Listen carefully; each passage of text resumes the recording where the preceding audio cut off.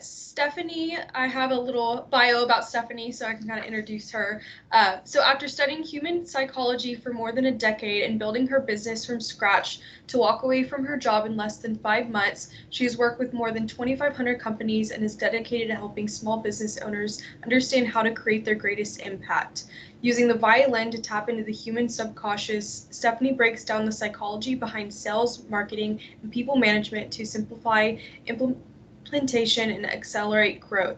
She's a TEDx speaker, a two-time best-selling author, an award-winning entrepreneur, and the founder of Disrupt, a company that designs and produces application-focused educational and inspirational events for small business owners. In her downtime, you'll find Stephanie playing on the violin out in the Texas Hill Country with her horse or in the garage painting. Please join us in welcoming Stephanie Scheller. Woo, the All crowd goes yours. wild.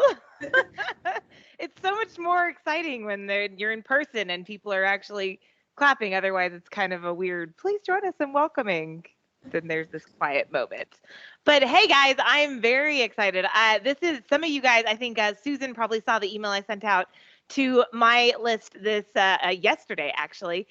This is a brand new presentation for me. So we rebranded everything in January. We rebranded Grow Disrupt. We had a new brand we launched with the shattering, the impact. We have my new branding and the psychology and all of this brought together. And so I've been recreating a lot of presentations with a different aspect, everything I've been learning for the past decade or so, and bringing it together for you guys.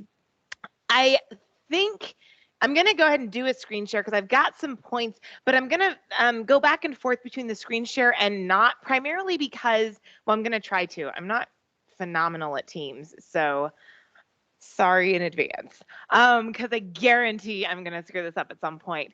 But as much as possible, I want to be able to see you guys. I want to be able to go into the chat and see, what are we talking about, right? Like, you guys asking questions? Do you have questions?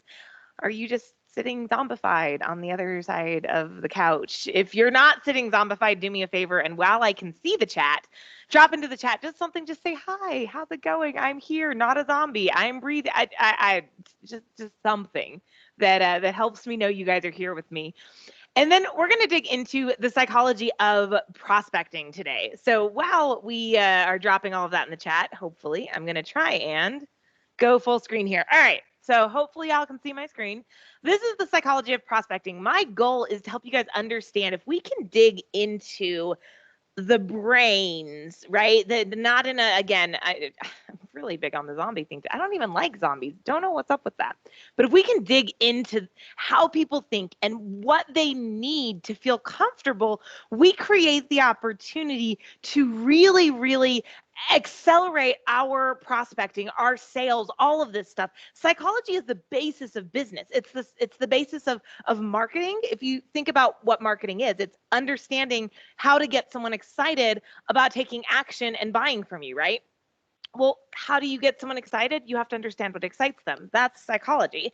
Sales, convincing someone to actually make the purchase or set up an appointment with you for prospecting purposes, it's all psychology. So I nerd out. I'm going to try to go not too far down the rabbit hole today for you guys. But my goal is that if you're tired of getting looks like this, when you go to networking events, have you ever been to the networking events? And you're like, "Hi, I'm Stephanie, and I do," and I'm just gonna pick on Mr. Lutz for just a second because insurance gets such a bad rap for this. I do insurance, and their eyes just glaze, and they're like, "Oh yeah, that's nice," and they have this like, "Oh my God, can I please like get away?" look, right? I've had it too. You know what's worse than being an insurance agent is being a business coach. So back when I was doing a lot more business coaching, right? And I'd be like, "Oh, I'm Stephanie Scheller. I do business coaching," and it's like the instant like panic. Can I please get away from this person? I don't want it. Like there's you try and do prospecting as a business coach or as any one of these industries that are just overrun. People are tired of hearing from these whatever your industry is because there's so many of you out there. We got to get away from this face popping up at us. So My goal today is to dig into three things. First and foremost, I want to talk about the prospect's psychology. So what are they thinking? Because if we can understand what they're thinking, we can then leverage, change, and shift our way of doing our scripts, our sales process. We can move all of this in a direction that will get more results. Then I want to dig into our psychology as the sales rep, as the person doing sales. What are we thinking? And this sounds a little bit strange for a second because people go, wait, Stephanie, I'm in my own head. I can figure out what I'm thinking. But what I've found is that we tend to go through the day and through life only cognizant of a small fraction of what goes through our mind. You may have heard the whole, we're only using, 10% of our brain, less than 10% of our brain. Okay, it's that statement is actually not even remotely true. We actually use a huge percentage of our brain, but we're conscious of less than 10% of what goes on in our brain. Think about it for just a second. You're sitting in a chair right now, probably, maybe, probably. Okay, you're sitting in a chair. Your brain is registering the fact that you're sitting in the chair. Your brain is registering that you're wearing clothing. I'm wearing clothes, but my brain isn't constantly going, oh my God, Stephanie, you're wearing clothes. Like, it's just kind of gotten used to this thing, okay? Even pants. Yes, I know COVID, Zoom, we stopped wearing pants for a while, but I'm still wearing pants, so we're good, right? But my brain, it's not going, panic over it, right? So I want to dig into what are we thinking? Because I find a lot of times we have stuff going on in the subconscious that we're not aware of that is causing us to shy away from or not live up to our fullest potential in our prospecting hours. And then I want to dig into 3 practical tools. And ideally, I'm going to pull all of this off in like 35 minutes. So fingers crossed. Real quickly, again, did I mention I'm not particularly fantastic with, I don't know how to get out of here. There we go. I was going to say, I wanted to check in on the chat and see. All right. Hello, very interested, no zombies. All right, we have at least 2 people alive in the room, so it's all good. I'll check back in as we go. One thing I want to dig into real quick as a quick disclaimer here. This is not something where you're going to like go through this training once and then understand all of human psychology. I'm good, but I'm not that good. Like, I can't get you that much information in this short of a period of time. Psychology is a massive field of study. The other disclaimer I want to do is if you've sat through any of my trainings before, you know they're very practical, application focused. I'm going to try and take everything that I teach you guys psychology mindset wise and apply it to application. But understand if I'm talking a little bit more in mindset, in the headspace today, it's because it's a psychology training, right? So yeah, we're going to, dig a little bit more into psychology and mindset. But what I want you to be thinking about is as I'm talking through this stuff, how can you then apply it for your sales, your prospecting process? So digging right in, the prospect's psychology. It's time to ask some questions. And if you're a note taker, this is a really good one to start taking some notes on at this point. And I'm going to throw out some questions here. 3 questions that we need to uncover the answers to if we want to be effective and efficient with our prospecting. If we want to avoid that little, like that face that people are giving, right? If we want to avoid that, we've got to figure out the answers to these questions. So the first question is, what do they want, right? If they had a, wow, guys, my brain just completely blanked on what that thing is called. Dandelion. It's like if they had a wish flower, if they had a dandelion and they blew it into the sky and they had wishes, right? What would they wish for? What would they wish for? What is it that they want? And I'm going to give you a little bit of insight. Because for the most part, people, especially in business, all right, we're just going to keep this to the business thing. They really have 2 things that are kind of front of mind, especially if you're trying to sell to the business owner itself, right? But if maybe you're not prospecting to small business owners, maybe you're prospecting to homeowners, okay? Well, so then you're going to have to answer this question slightly separately. But I was looking at what do my people want, my prospects, my clients, what do they want? Well, first and foremost, my prospects are small business owners who want to get in front of other small business owners, right? Because we sell sponsorships to the events that we put on. So my prospect is small business owners who want to get in front of other small business owners. And so I said, well, what do they want? They want to sell more or make more money, and they want to have less headache. Now, this can materialize a couple of different ways, right? When you start with this, you may get someone who goes, oh, well, they want to make more money and they want to work less. Well, actually, working with small business owners, I've learned that they don't all want to work less. In fact, there are some business owners that are really happy working. In fact, that's their whole, like, they love working. So they don't want to work less. They just want to do less of the stuff they dislike doing. They want to have less headache, right? They want to have less stress. What stresses them out? People trying to get their money, right? It freaks them out. So they can be, and there's all kinds of reasons. We're going to talk about what worries them in a minute, right? So we're going to try and set you up with your prospecting strategies in a way that help them realize you're going to be you're going to be the best person to buy from, because you're going to make it easy on them. You're not going to create additional headaches, additional stress for them, because that's the fear, is that they're going to buy from someone who's going to take advantage of them, who's going to sell them something they don't need, who's going to put the right, and then now they're spending money they don't need to spend. They're chasing someone down. They're spending energy, time. They're frustrated, and they just want to avoid that. Your job is to help them see you're not going to do that to them. You're not going to sell them something they don't need. You're not going to try and make them chase you down and cause them all kinds of headache and heartache. And by working with you, you're going to set them up to be able to sell more, make more money, or whatever it is, right? Again, the answers you come up with here, that's going to change based on who your audience is. So I want you to ask yourself and really take a minute and think, what do they want? And whatever the first answer is that comes to mind, I want you to really, really do your best to actually put yourself in your prospect's head for just a minute. Just a minute. What are they thinking? What do they actually want? And if they're thinking, oh my God, not another sales rep, why? Why does that matter to them? Why does that frustrate them? What do they want to accomplish, right? They want to get back to work so they can make more money, so they can spend money on vacations with their family and go to Disney and whatever else they want to do. So first, start with, what do they want? What information, like what is going on in their heads, right? So to sell more, and then, all right. So now that you know what they want, hopefully you've written that one down. If not, you can come back to it. But now that you know what they want, now your job is to figure out, how do I communicate this to my prospect in a very quick, easy, simple way?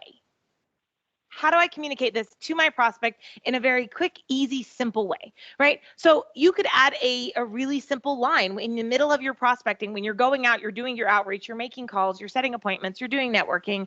You could say, hey, I'm not sure if you're looking for more ways to get in front of other small business owners, right? But give them some way that connects to whatever they want, right? Because most small business owners' brains go, if I can get in front of other small business owners, right? If they're selling to small business owners, if I get in front of other small business owners, then I can get more sales, right? Almost always, right? The more people who know about me and build trust with me, the more sales I'm going to have.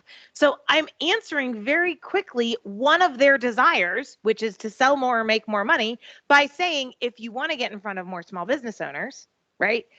You can see how this is, there's a couple of steps here, right? You want to get in front of business owners? They're thinking, if I get in front of good business owners, it can generate clients, which generates sales, which is what I want, right? So now that you've got your list, what exactly does your prospect want? I want you to take a second and figure out, how do I communicate to my prospect that I can offer them that? Right? To have less headache. If you end up with someone who says, I just can't deal with this right now, my automatic response is always, you know what? My job is to make your life easier, not harder. If I'm making it harder right now, then that's okay. Let's back this thing up and let's see what else we can do, right? I feel like I want to check in on the chat again, but I have such a hard time with this. Any questions so far? I know this part. All right, still good. No questions. Keep it going then. All right, so next question we need to ask ourselves. So first question was, what do they want? The next question we need to ask is, what are they afraid of? Okay, because the last thing you want to do, I talk about this all the time when I talk about sales, is we need to avoid triggering fear in our prospect. Fear gets triggered a variety of ways. When we start to dig into the human psychology and the base core functions and what we've been trained and brought up on, you've got an absolute, there's a fear of new. Okay, let's go back to like caveman days, because the human brain is fascinating stuff. It has evolved so much, whether you believe in evolution or microevolution or creationism, I don't care, but the human brain we've micro evolved. It continues. Your brain is evolving right now because your brain is actually changing and shifting based on the information that I'm giving you. So your brain's constantly evolving. Our brains have evolved so far, but there's core pieces of the brain that has not changed. Core pieces of the brain that has not changed since the days we used to live in the caves and we were trying to figure out whether or not that new mushroom that popped up was going to kill us. Like, so we have, walking to go get water at the lake, right? And you had to be careful because a saber-toothed tiger could jump out and kill you. And our entire brains at that time were evolved around survival. And so what we learned is that new can be dangerous. Have you ever learned, and I promise I'm going somewhere with this, right? I'm going to help you figure out what are your prospects afraid of, okay? But have you guys seen the movie The Croods? It came out a little while ago now. But there's this children's movie, The Croods, and it's my favorite example because it's a story of cavemen who are traveling and they have to go on a quest, of course, because that's how all stories work, right? So they're going on a quest, and the dad's mantra is never, don't be afraid. Never, don't be afraid, right? Anything new could kill you. The grass that looks different from yesterday, that could be because a saber-toothed tiger is waiting in line to jump out and kill you. The new mushroom that popped up, it could be poisonous, don't eat it. The rocks changed over there. Maybe there's a rock slide coming, don't go over there, right? Everything new was terrifying. And what happened was our brains held on to this because it became a life or death thing. And so we started to learn that new and fear were things to avoid. And so when those get triggered, we end up in one of three modes: fight, flight, or freeze. Let me clarify. None of these three modes are where you want your prospect if you want them to buy from you. Very simply put. Fight, flight, or freeze. None of them are what you want your prospect thinking about if they are going to buy. Because if they're frozen, they're not buying because they're frozen. They're scared, right? If they're fighting with you, they're also not buying. They're too busy fighting. And if they're running away from you, that's just a bad situation.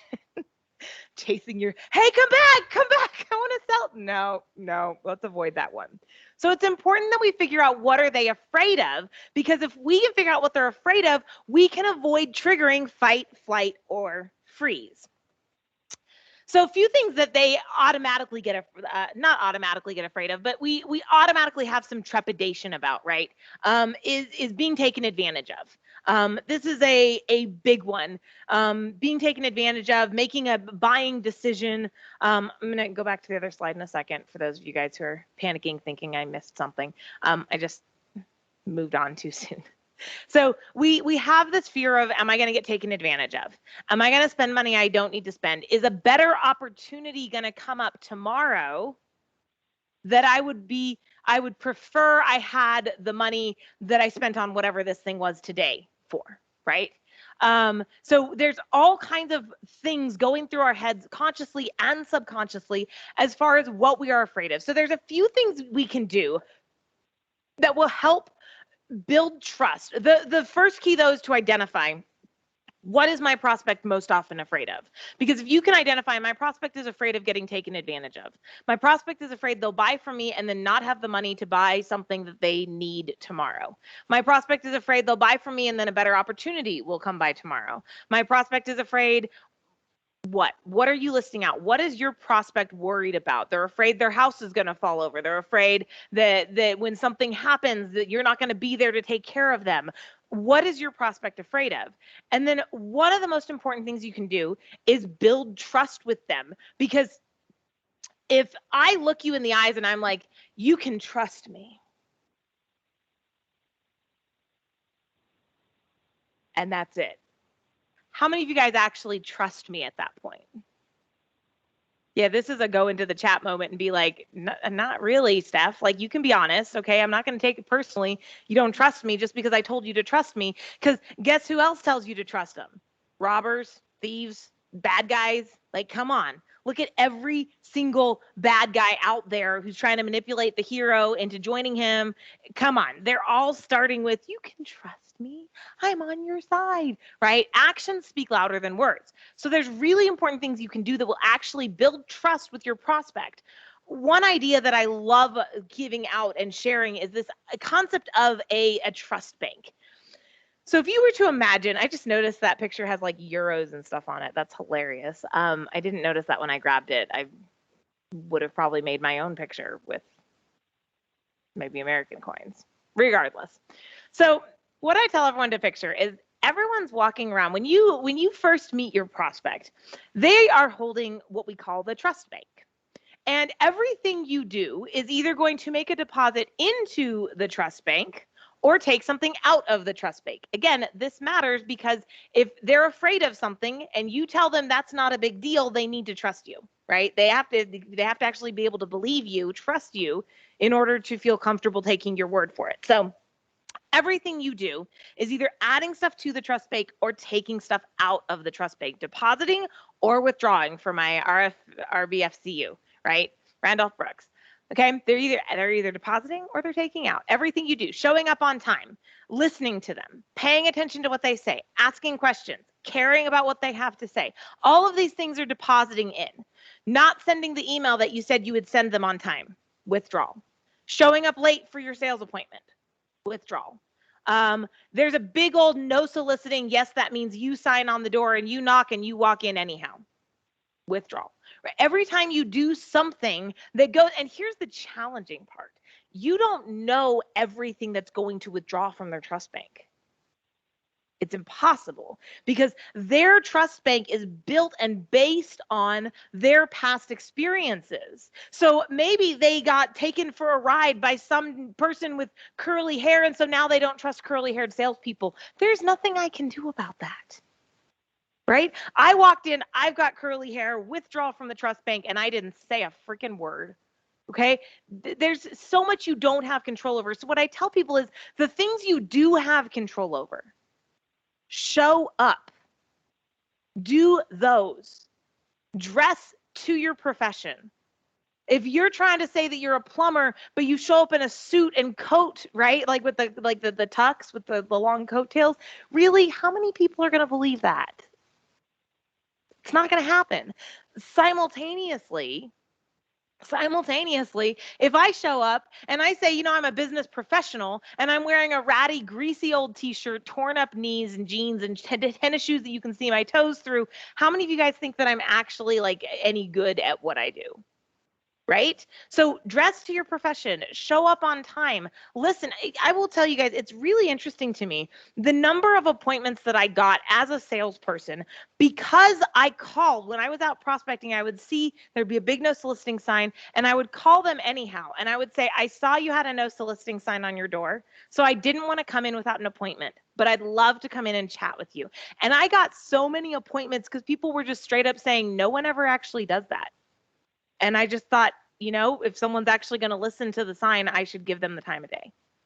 Little things that start to build trust that say, I care about you and I'm paying attention to you. Paying attention to their eyes, noticing what they're saying, what they're doing. The next thing you can do to build trust is remember that people buy in stages. This is really, really key. All too often, I see people who walk in for prospecting and they go straight for the kill. Mr. and Mrs. So-and-so, I'd love to meet with you to talk about how you can buy XYZ, right? They do this when they're at networking events too. Have you ever met that person at the networking event who just won't stop pitching? Okay, me too. Very first networking event I ever went to.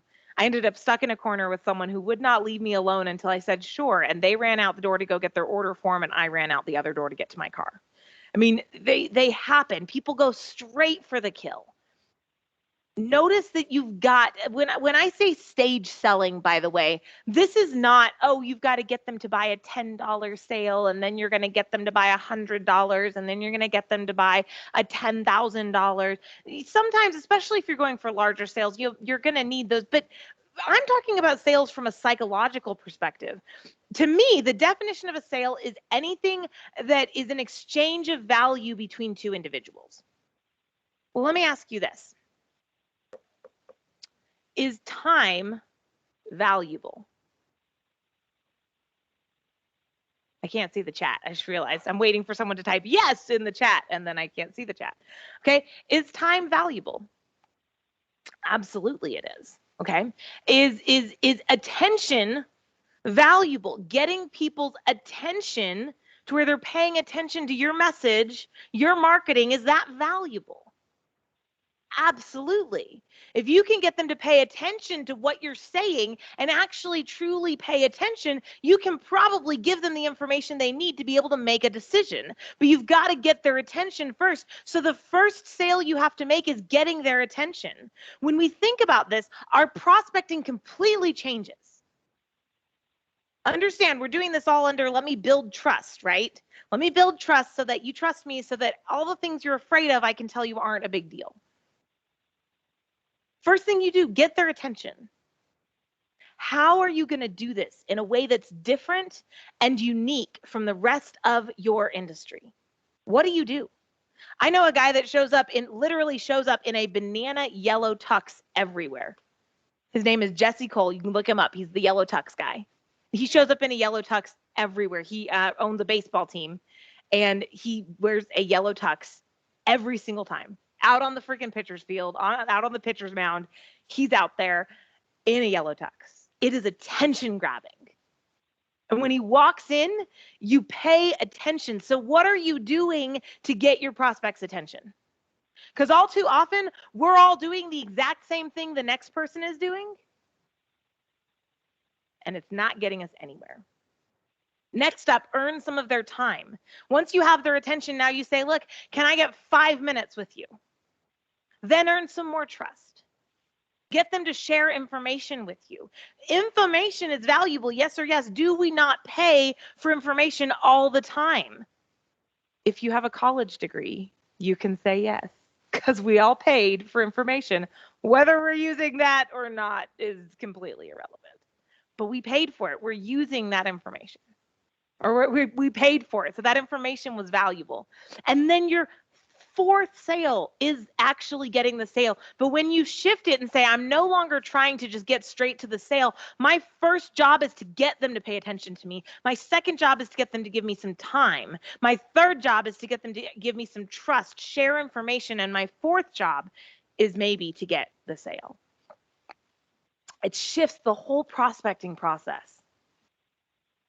Next up, respect. This sounds silly, but this actually ties in really well with the trust bank. Little things like actually making eye contact, paying attention to what they're saying, not asking questions just for the sake of asking questions, but actually asking questions to learn and get to know them better, and caring about the answers changes the conversation and builds trust. So before we go further, I want to take just a second and I want to think, what are you doing to get their attention? What are you doing to get their attention? In order to do this, you have to understand your prospect. What do they want? What are they thinking about? What are they afraid of? And until you can answer those questions in detail, you're going to struggle to figure out, how do I get their attention? One of the things I remember we did this was a couple years ago, 2019. So I guess, yeah, that was a couple years ago. But we had a client we were working with, a mobile tire shop out of Houston. And we were working we had a very, very limited marketing budget, very limited budget to put out marketing messages.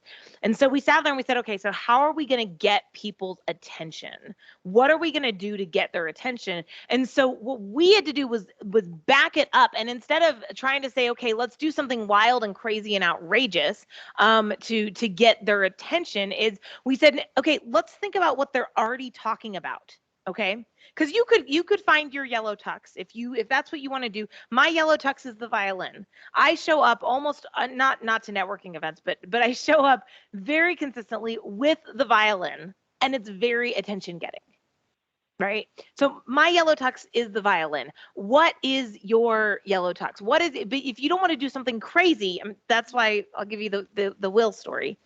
So we're working on this mobile tire shop, right? He's not interested in showing up to networking events wearing a tire suit. I guess he didn't want to lug a big tire into each meeting. Anyhow, wasn't interested in showing up wearing a tire. Can't imagine why. But we said, okay, so what are we going to do? So we had to figure out, what is our prospect thinking about? And we realized our prospect is a middle-aged office dude who plays golf on the weekends. We said, so what is he paying attention to? Well, not his tires, but he is paying attention to how to improve his golf swing. So we wrote articles about how to improve your golf swing. Here's step 1, here's step 2, here's step 3. Step 3 was make sure you're constantly analyzing. And then at the bottom, we would say, and by the way, your tires require constant analysis too. Next time you go out to your car, if you look at your tires and you see X, Y, Z, give us a call. We'll come to you while you're at the next golf course. Stuff like that, where we came alongside what they were already thinking about, already caring about, and then related it to our prospect. That makes a difference. So what are you going to do to get their attention? What's your yellow tux, or what are they thinking about that you can come alongside and relate to your business? Until you can figure this one out, you're going to struggle to keep your prospecting going strong. So let's dig into the sales rep psychology. I got to check time here. All right, we're going to keep moving very quickly. If I'm talking too fast, I was going to say, let me know if I'm talking too fast, but I still can't see. Hey, we have some yeses, and thanks for the shout outs. All right, you guys are fantastic. We actually have some chats going on. Y'all are amazing. I'm so happy. All right, so let's dig into the sales rep psychology here. So this is going to sound so familiar. What do we want? It's the same questions, right? We have to ask ourselves the same questions. What do we want? What are we afraid of? Okay. So let's dig into this for just a second. Okay. What do we want is rarely just a matter of, I want to close more deals. Okay. Again, going back to, I was always taught that if you want to get to the root of something, you have to ask why 5 times. If you haven't heard of this one, it's the rule of 5 whys. If you want to get to the real root of something, you have to ask why 5 times. This is why I said, whatever it is your prospect wants, ask yourself why. Like, what is it that they want? Try and really dig into that. Same thing here. When you ask yourself, what do I want? Dig in, find the real desire. Your desire, what I tell people is that very rarely do we actually care about making more money. Most of the time, we care about what that money will do for us. If we can connect to that, what our real driver and why is, this is how you begin to differentiate yourself. Because you're no longer just coming in as another sales rep trying to get another sale and trying to get another person to sign up for whatever it is you're trying to offer. Now you're coming in as someone who has a fleshed out, this is going to sound weird, but a fleshed out story as a real person. You're not just looking for the sale, but you're looking, yes, to grow your business, but you're looking, I will tell you this, what I have found more often than not is that when we start to dig into what do you want? What else do you want? What else do you want? We start to get to people saying, you know what? I want to take care of people in my industry. I want no one to have to go through what my friend, prospect, whatever, best friend, my dad, my mom, what I had to go through. I want no one to go through that again. That's why I do this. At the end of the day, there are going to be some days that it is tough to get up and go prospecting. And if you're not connected to your why you do this, what you want, it's going to be very easy to let yourself get distracted. Because I don't know about you, but have there ever been days where you've been out there and you've just managed to not do a single thing of prospecting all day? There was like 42 emails to reply to by 8 a.m. in the morning. And then there was like this going on and that going on. And all of a sudden it was 7 o'clock at night and you hadn't done a speck of prospecting. It's kind of funny. Now that I work for myself, it's even harder to get myself prospecting sometimes. I really have to connect with that. When I was working for a boss prospecting, I mean, man, I was out there working my butt off prospecting all the time because, well, one, that was all I had to do. But two, like if I didn't, he was on my butt. Not literally. He was right. He was he was all over me. Hey, Stephanie, how many calls you made this week? So it was much easier when someone else was driving me, an external, a whip, if you will. For us, we need that care. We need something that pulls us forward, that will pull us back into that prospecting stage. It will pull us back and engage us with the prospect, with the prospecting, with the actions we're having to take. What are we afraid of? I've worked with a lot of sales reps. When I first started my business in 2014, I originally started a sales training practice.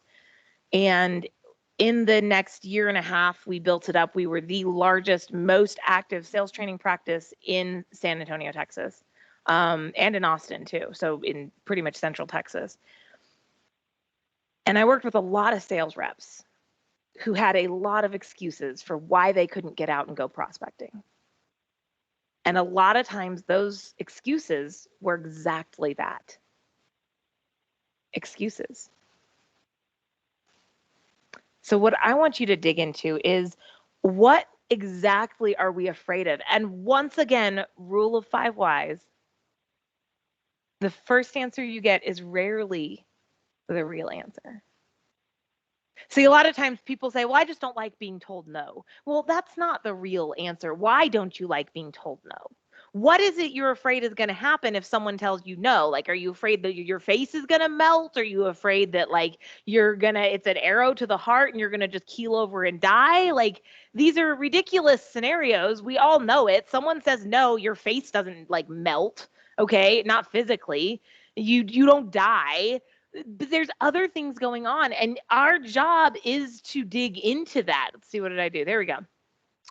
So what I have found for a lot of sales reps is that they are afraid of being inauthentic, not being themselves. They're afraid of being pushy. They're afraid of doing to someone else what was done to us, or someone we cared about. Maybe someone got pushed into making a buying decision and they didn't want to buy.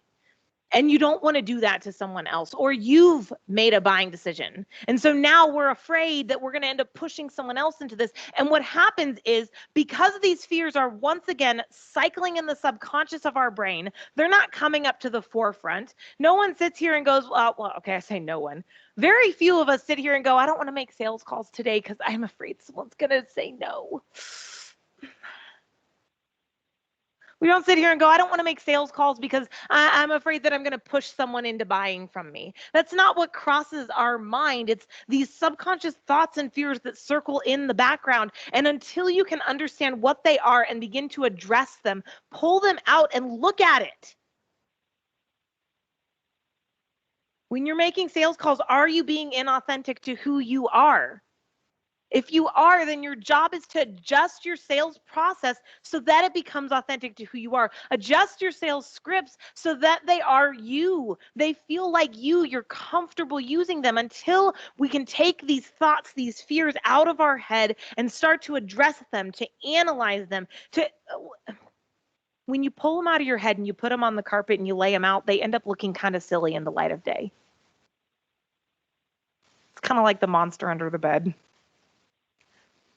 Terrifying, right? I had this fear as a child. Anytime I would go to the bathroom at night, I was always terrified to flush the toilet because for some reason I was afraid like some like tentacle like creature was going to come up and attack me.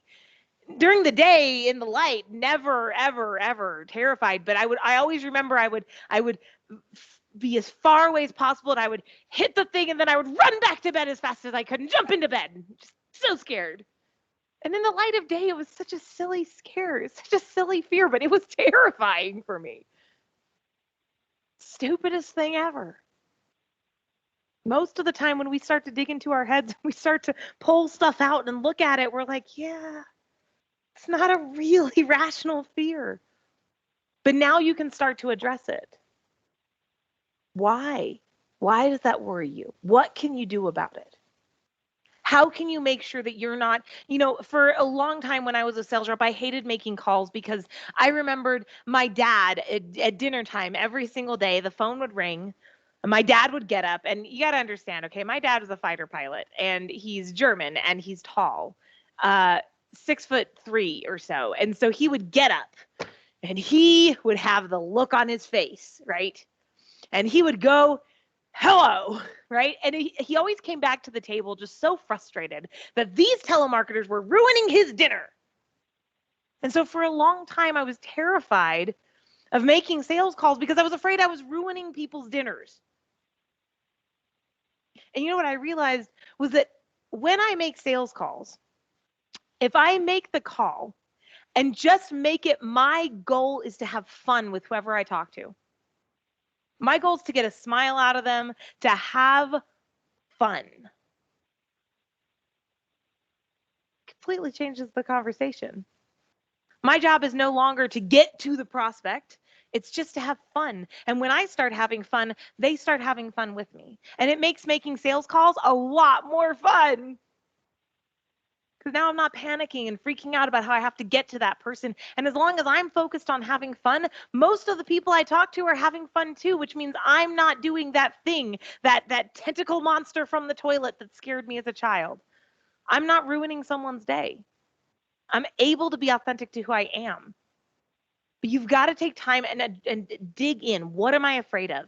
And how am I going to adjust my sales process so that I am no longer afraid of it? Because as long as it's lurking in the back of your mind, trust me, you will continue to find reasons to not show up to networking events, to not go out to do your prospecting, to not do your cold calls, to not do your outreach, to not ask for the appointment because you don't want to be whatever it is that's in the back of your mind. So let's dig into some actual practical tools. I can't do a presentation and not talk about practical tools to make sure your prospecting is really at like the next level, even if it's called the psychology of prospecting. I'm not good at not doing practical tools here. Okay. So practical tools. First practical tool I highly recommend you work with from here on out is an activity tracker. If you're not using one of these already, some of you guys are going, oh, I'm already using that. Okay, but hear me out here. This is by far the single most differentiator between the high-performing sales reps I've worked with and the mediocre and underperforming. By far. Now, here's what that means. High-performing sales reps, you realize the average income for someone in sales in the United States is $36,000. Well, it was as of a few years ago. I need to check again. But $36,000, that's not a lot of money. Simultaneously, you have people who are at the upper echelon of sales making millions a year in commissions. How on earth do we have that big of a discrepancy? These guys are doing activity trackers. They know what their numbers need to be. They know how much outreach they need to hit. Every single day, every single week, they're analyzing those numbers to make sure that they are hitting the goals they have. That's it. That is it. So here's what I recommend. I recommend you track how many leads you generate, how many outreaches you complete, how many contacts you make, how many appointments you set, how many appointments you run, and how many deals you close every single week. I do this. This is literally how my activity trackers are set up. And every sales rep I've ever worked with, every business owner I've ever worked with, this is the activity tracker I send them. We set a goal. How many leads do you want to generate each week? And we plug that number right here. How many outreaches do you want to complete each week? Of those outreaches, how many people do you want to actually make contact with? Of the people you make contact with, how many appointments do you want to set? Of the appointments you set, how many do you want to run? And of the appointments you run, how many deals do you want to close? And then you track your numbers all week and you can start to see. I usually just print this off and I'm doing hash marks, right? Easiest way for me is just a hash mark in the little box. And then at the end of the week, I just count up how many 1, 2, 3, 4, 5s, right? I did 25 leads. I got this. It's It's very simple, but it allows me to see if I'm not getting sales because I'm not generating enough leads, or if I'm not getting sales because my outreach sucks and I'm just not reaching out to the right people, or maybe the outreach itself needs to be adjusted. Maybe I need to really dig in and figure out what are they thinking, what do they want, what are they afraid of, and adjust my prospecting process so my outreach matches them. Maybe I need to adjust my attention getter so that it fits their personality. Of the people I reached out to, how many of them did I get in contact with? How many appointments did I set? And when I track this all the way through, I can start to see where the problem is. I can tell if I'm not closing enough deals because I didn't generate enough leads, or if I'm not closing enough deals because my appointment, my closing ratio, my sales scripts need work. But use the activity tracker. 2, use a CRM. These are absolutely crucial. And I can laugh a little bit because I know that as a sales rep, I hated CRMs. Absolutely hated using a CRM. When I was in sales, I had to use Salesforce. And of course, Salesforce is a monster. It is massive. It has so much capability. It was overwhelming to me. And I was never trained on how to use it properly. So here's my tip for you. Use your CRM to keep a note of all of the contacts and engagements and interactions you have with that prospect. This way you can go back through and you can say, okay, let me look at my notes. Oh, the last time we chatted, you were telling me that your dog was sick. How's your dog? I can keep track of all of that in my CRM instead of in my head where I'm going to be likely to fail. If you don't have a CRM, the one that I recommend all the time is one called Less Annoying CRM. It's incredibly easy. It's simple. Check it out. It's truly less annoying as a CRM. Okay. All right. Keeping moving. But use the CRM, please. If you want a practical tool for your prospecting, you need to keep track of who you reached out to, when you need to reach out to them next, and what you've talked about. And a CRM is truly the best, easiest way to do this. Last but not least, use time blocking. Last but not least, use time blocking. I have to laugh a little bit because what's interesting to me is how many times I give the same content to groups, and someone out there is rolling their eyes at me right now. I know it because they've been told to do time blocking a million times and it just doesn't work for them. I hear you. Let me explain it this way. Time blocking is a muscle. Time blocking is a muscle that we have to build up. You have to get used to time blocking. You block out your day and then it doesn't go according to the block. It never does. But instead of taking that off your calendar and saying, well, I didn't get to prospecting today, I'll just ignore it. You move it to tomorrow. You say, okay, so I need to block a half hour, 45 minutes, an hour for prospecting. And keep putting it on your calendar until you start to execute and truly, truly time block. So give yourself, if you say you're going to prospect for half an hour, then take half an hour and prospect. Don't answer emails. Y'all know how many sales reps I've worked with where their prospecting hours look something like this. All right, I got to make a call. Hi, Mr. So-and-so. This is Stephanie. How's it going?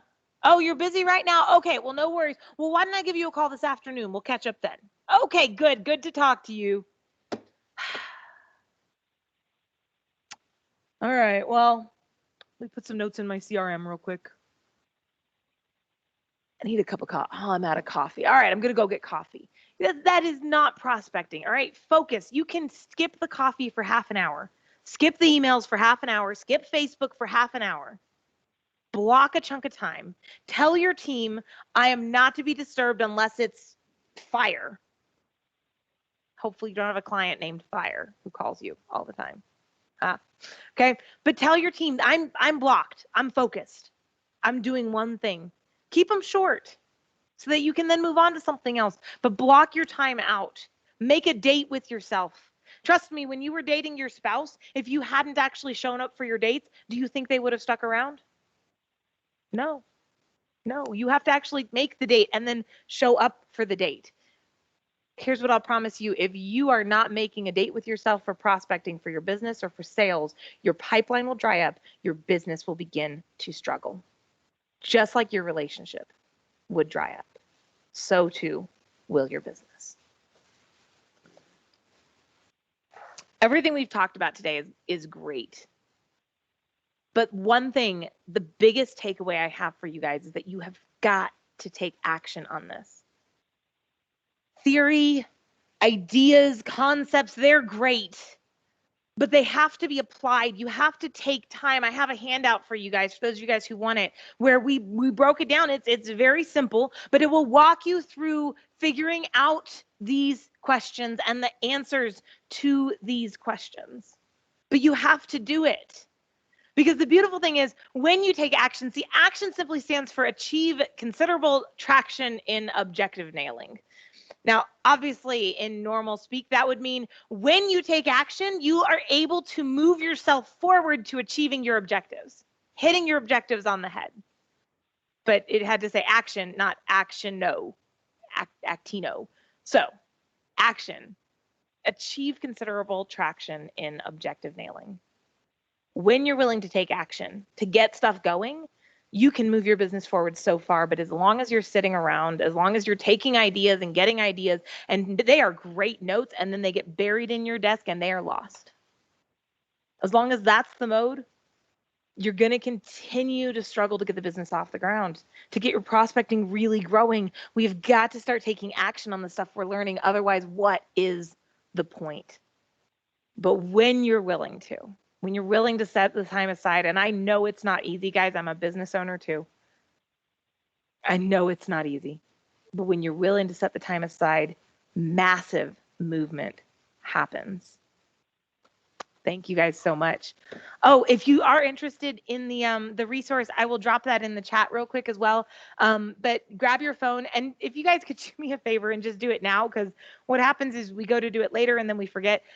Grab your phone and text your name and your email plus just the word prospecting resources to 210-570-7648. 210-570-7648. This is how Rachel will go through tomorrow and tomorrow morning, and she'll grab everybody's contact information and she'll send you the Psychology of Prospecting Questions worksheet. So it's just a worksheet to walk you through step by step what I taught you guys today. Other than that, I don't know if we have anyone. I'll throw that in the chat in just a second. Do we have any questions? Thoughts? Have you been spying on me? Oh shit, that's massive. Sorry, guys. I did not mean to paste that in the chat with it being so large. I thought it was fantastic. So I think we all like the time blocking where we want to prospect, but we find every reason not to. It's amazing how that happens. And it's just, you get pulled in so many directions. And I do it as well. Oh, Susan popped the Less Annoying CRM link in there for you guys. Yes, it is fantastic. I love that CRM. Okay, let me go through. Do we have any other questions while I'm here? I just wanted to say you're really good at the whole tough love thing. Thank you. It helps that I've lived most of it. So it's easy for me to be like, I know it sucks, y'all. Just do it. Come on. I'll go with you. We were in this together. Hey, nice job. Really appreciate it. Do you still coach currently? Some, not much. I have a few coaching clients that I work with, but primarily it's like when someone like talks with me and I get really excited about working with them and then we'll set up time, but it's not my like full-time, like it's more of like, let me help people than a full-time gig anymore. So. Yeah, well, we can take it offline, but I'm looking for coaches to support EAP services. Okay. Yeah, absolutely. Did you text in? I'll tell Rachel if you did. Wait, did you text in? Yeah, I did text. Okay. I'm going to write down your name. I'll have Rachel give you a call or send you an email and we can set up time to chat. I can't find paper. No, but good stuff. Yeah. Really enjoyed the material. Thank you. I appreciate that a lot. Awesome. Any other questions, thoughts? I guess we're good. And I wasn't spying on you, Cindy. Sorry. Just myself, just me. Well, thank you so much. Rachel, is there anything you wanted to say on behalf of the chamber or anything? We just want to thank y'all so much for joining us today. We have these lunch and learns every other month, and so we always try to get different topics and things that we find would be useful for especially small business owners or different things. So we really appreciate Stephanie coming on and volunteering to help us with this. I know people really appreciate it and you taking the time. So thank you. My pleasure. Thank you guys for coming and hanging out for an hour. Thank you, Stephanie. It was fantastic. Thank you so much. Thanks, Bye, y'all. everybody. Bye.